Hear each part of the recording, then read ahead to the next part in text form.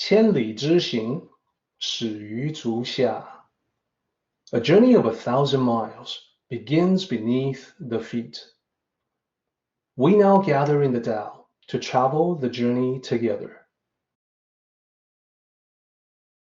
Welcome to Tao Talks with Derek Lin, where we take a deep dive into the Daodejing by Lao Tzu. As always, I would like to extend a warm welcome to one and all. Thank you for joining us. I would like to invite you to center your thoughts and direct your attention to this moment in time, to the here and now, to be fully present and mindfully aware as we all ready ourselves for this sacred process in the Tao with one another.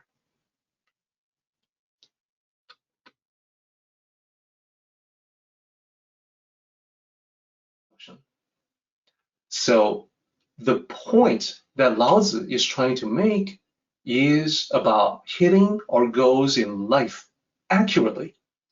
That when you're missing the target, it's a wasted effort. It's an arrow that flies off somewhere else. And to better our chances of success in life, in other words, hitting the target, we have to pay attention to the angle and the strength. That's the point. Now, let me go ahead and map out how the metaphor works in real life situations.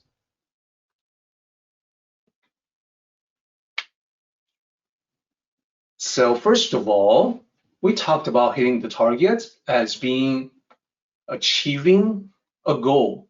And this is goals in general. The goal can be physical. For instance, when you have a fitness routine and you want to train yourself to hit a particular goal, that's very valid and it's included in this metaphor.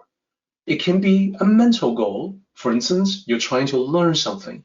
You want to earn a degree or certification. You're going through mental training for that. You're studying. That is a goal as well. And how about spiritual? Also very valid because we can all set up spiritual goals.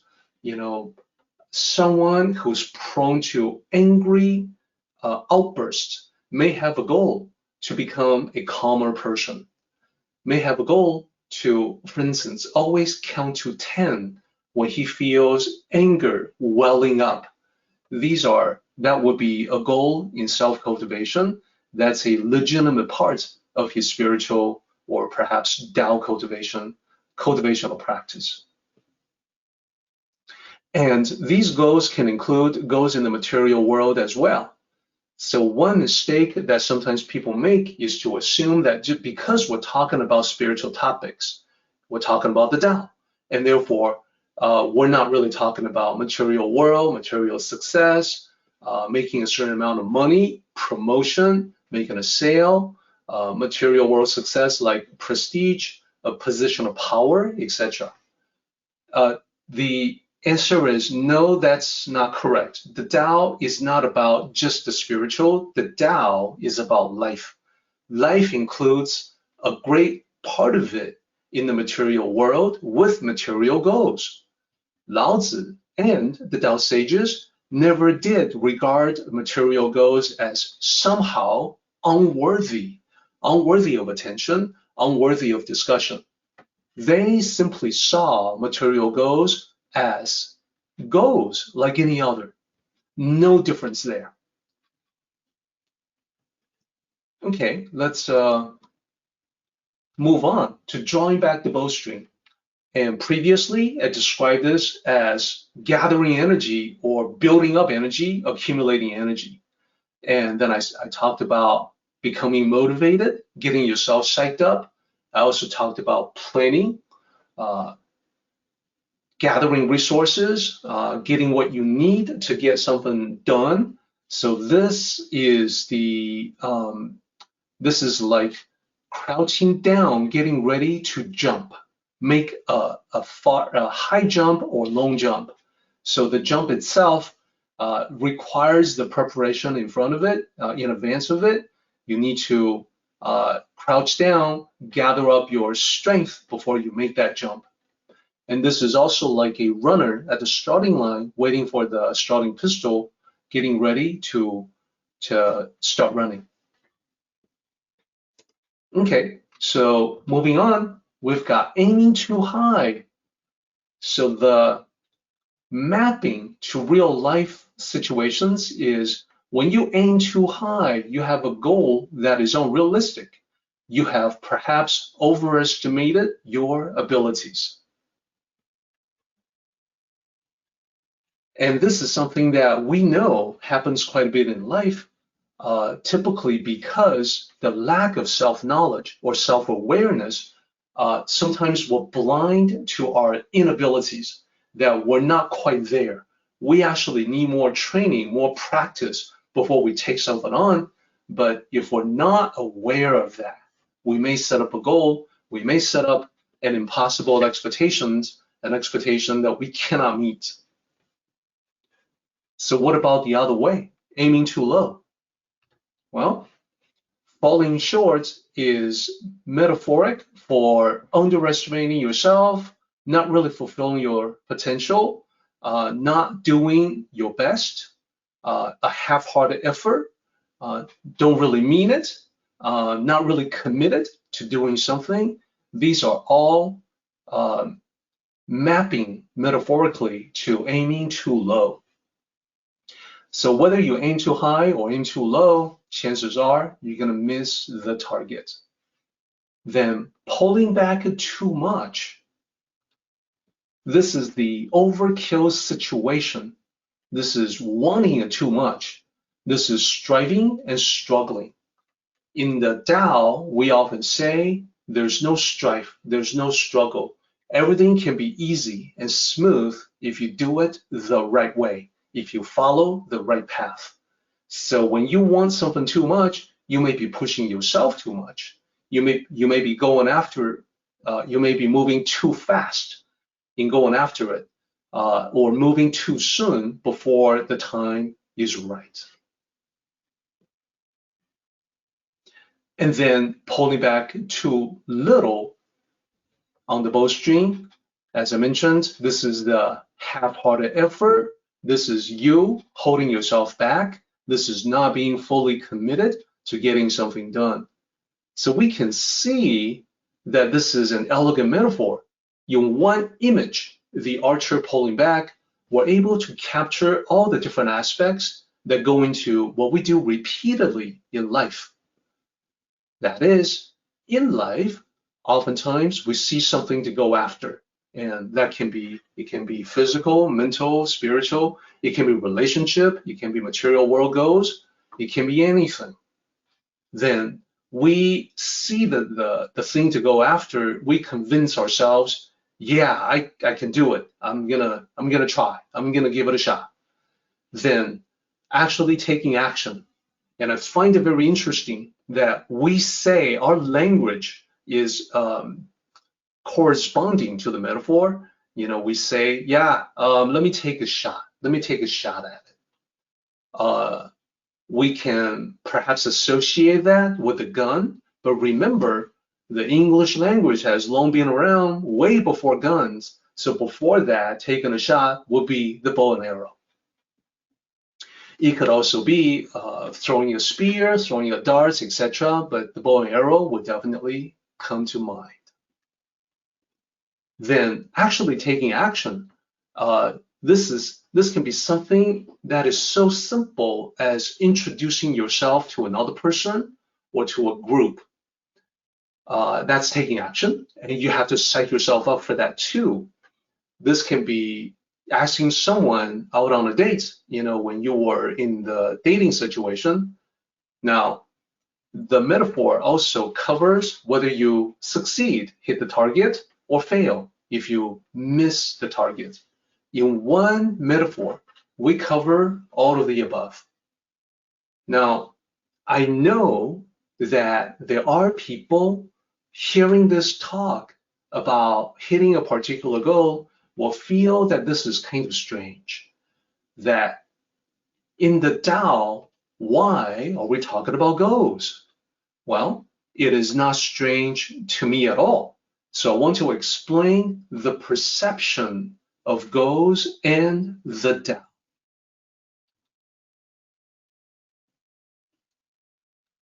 So throughout Asia, in the East, it is commonplace. It is widespread. It is unquestioned that people accept goals as part of life. It's not even a question. Everybody has plenty of goals. Everybody has a lot of things they're going after, and they talk about the best ways to get there. What about in the West? In the West, we have more of a divided situation. I do encounter this situation occasionally. We've got many people who set goals for themselves, and then we have also quite a few people who castigate, who don't want to set goals for themselves, who question it, who talk about how horrible it is to have a to-do list, that it's bad, and then later on they will also say it is not in accordance with the Tao. So I can divide the different opinions roughly into two groups. The first group I characterize as people who studied Tao through authentic martial arts. And I would further include the people who studied the Tao maybe not through martial arts or not just through martial arts, like for instance, Tai Chi, Qigong, etc. But also the people who perhaps don't have that, but still study the Tao through an authentic philosophical tradition. People like that, well, to them, goals are natural. There are many goals along the way in martial arts training. If it was something like karate, there's going to be a belt system. There's degrees within a belt division. There's all kinds of schemes to mark how someone has accomplished, how someone has progressed in that person's martial arts journey. So goals are no stranger to those people. They're used to it. They see it all the time. They find it to be very natural. Setting and achieving goals to be a natural process. They will further extend their experience with that to what we're talking about here. And therefore, they resonate with what Lao Tzu is talking about. When Lao Tzu says hitting a goal, they're thinking, yeah, this is similar to what I do in my martial arts practice, in the way that I live my life. So of course, I want to be able to hit the goals better. I want to learn to be more accurate. I want to be moderate. I want to get the right angle. I want to be moderate in my force, in the force that I use to be able to do that better. So it makes a great deal of sense.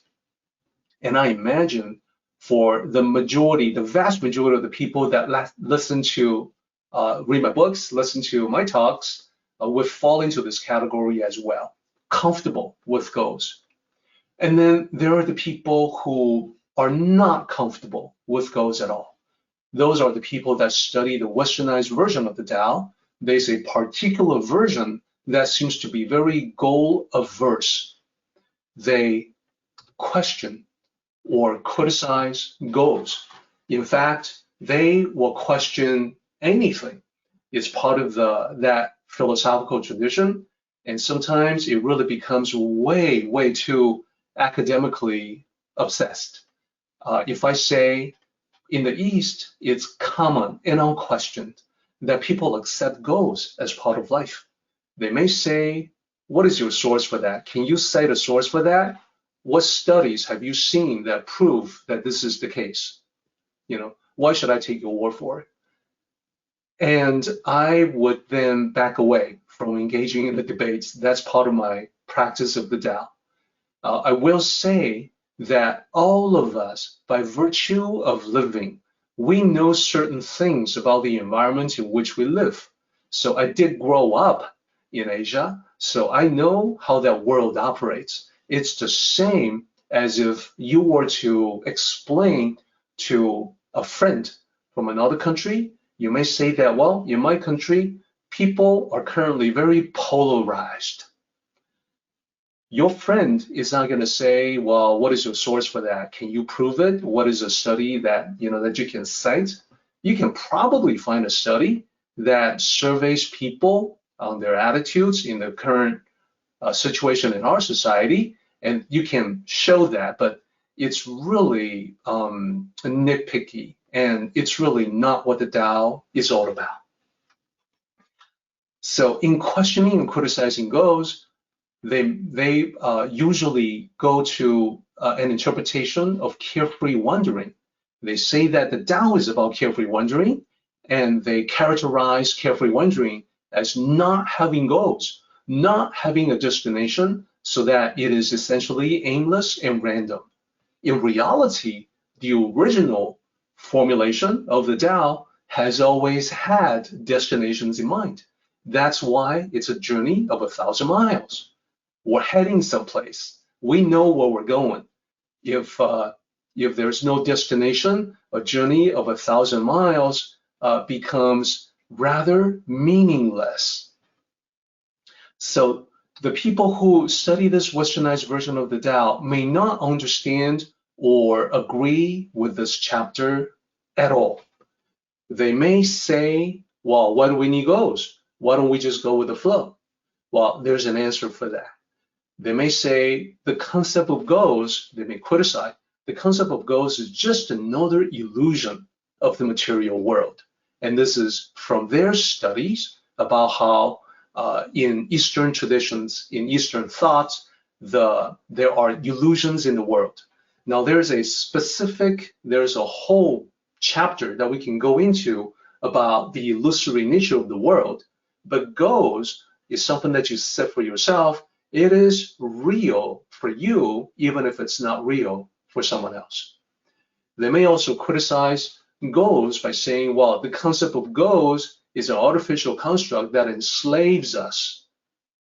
So what they're saying is that when you set up a goal, you become a quote unquote a slave to it, that you are forced to do things to accomplish that goal. And from the Tao perspective, a Tao master would say, well, you need to be clear what you want to do in life. Everybody has certain goals, even the people who say that they have no goals at all. Even the people who think that the Tao is about aimless, random, carefree wandering. Everybody has certain goals, even if it's something as simple as, having a meal or stay alive. So goals may be something that you create for yourself, and you can say that's an artificial construct that you have created rather than something that is natural. It then gets into all kinds of gnarly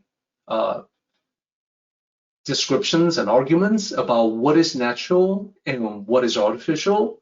If you're feeling hunger, well, surely that is a natural yearning. If you want to have a specific kind of food, wouldn't that be an artificial construct? That is a goal. Anyhow, I hope that we don't have many people in our group that fall into this category. It's literally a bottomless pit that you can fall into. It doesn't really lead to anything that is useful, anything that contributes positively to life. It's basically people playing games with philosophy and chasing their own tail.